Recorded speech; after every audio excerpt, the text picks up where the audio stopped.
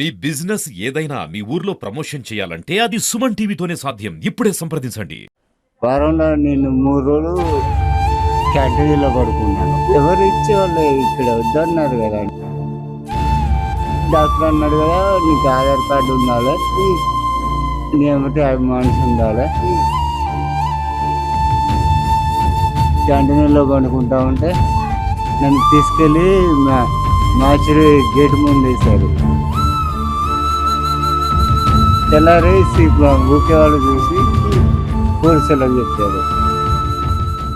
Hi, hello, నమస్తే, welcome to Suman TV. అయ్యో పాపం రాజు, తను బతికుండగానే చనిపోయాడను కొందరు, కానీ నేడు ఆ రాజు ఇవాళ అందరినీ వదిలేసి వెళ్ళిపోయాడు. ఇది చాలా బాధాకరమైన విషయం.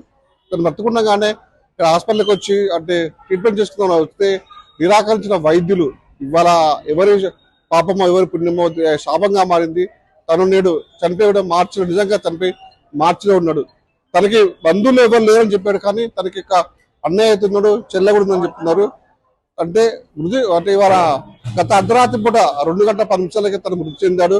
డాక్టర్లు కూడా సంబంధించినటువంటి చనిపోయి ధృవీకరించారు. తనకి సంబంధించిన బంధువులు ఎవరైతే వెళ్ళి ముత్తయ్య ఉన్నాడో వాళ్ళ అన్నయ్య ఫోన్ చేయాల సమాచారం ఇదంతో తను హైదరాబాద్ నుంచి వచ్చి తమ తమ్ముడి నుంచి దగ్గరకు వచ్చాడు. సరే, తన అన్న ముత్తయ్య మనతో పాటు మాటలు తెలుస్తాం.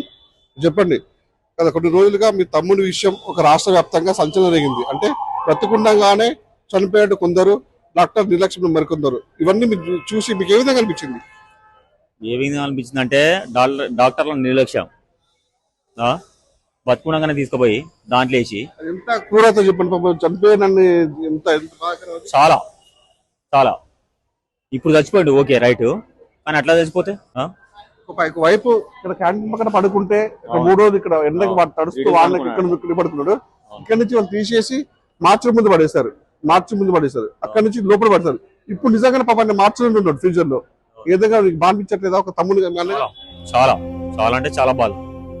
ఆ బాధ ఎవరితో చెప్పుకోవాలి? ఎవరితో చెప్తే తీరుతుంది నాకు. నా తమ్ముడు లేడు, ఎవరితో చెప్పాలి బాధ? ఇప్పుడు కనీసం దాని సంవత్సరాలు కూడా ₹1 లేదు. నేనేం చేయాలి ఇప్పుడు? మీరు చెప్పండి, ఏం చేయాలి నేను? ఎక్కడ తీసుకెళ్ళి చేస్తున్నారు మీ తమ్ముని జేఆర్ఎం చూడండి. వాళ్ళ అన్న ముత్తయ్య కన్నీటి పరిణతం అవుతున్నాడు. అంటే చేతిలో చిల్లి గవ్వలేదు, తమ్ముడు చనిపోయాడని డాక్టర్ చెప్తే ఇక్కడికి వచ్చాను. కొంచెం బాధపడకుండా కనీసం అంత్యక్రియ చేయడానికి కూడా నా దగ్గర ₹1 లేదు. ఒక తమ్ముడిని తీసుకెళ్లి ఎలా అని ఇప్పుడు పాప కన్నీటి పరిణతం అవుతున్నాడు. ఏదేమైనా కూడా తను అంటే తన స్వగ్రామైన గూడూరు మండలం జైర గ్రామానికి తీసుకుని అంత్యక్రియలు చేస్తానని చెప్తాడు. కాకపోతే ఇక్కడ ఉన్న పరిస్థితి ఏంటంటే తన చేతిలో చిల్లి గవ్వలేదు, కొంతమంది దాత సహాయం కావాలని చెప్పేసి కొత్త పరిస్థితి ఉంది. చూసారు ఎంత బాధాకరం. చూడు, బతుకున్న వాడిని చంపారు, నిజంగా చనిపోయాడు. కనీసం తనని ముందుకు తీసుకెళ్లి అంత్యక్రియ జరగకుండా ఎవరికి ముందుకున్న పరిస్థితిలో తన అన్నతో వచ్చాడు. చేతిలో చిల్లి గవ్వలేదు, అన్నిటి పరిణత పరిస్థితి ఉంది. ఇలాంటి ఎవరికి కూడా రావద్దు సమాజంలో కూడా. ఎందుకంటే మానవత్వం అసలు బతుకుందా చనిపోయిందనే రోజులలో ఈ విధంగా చెప్తున్న సందర్భాల్లో కూడా మనం కూడా ప్రశ్నించే పరిస్థితి మనకు ఉంటుంది.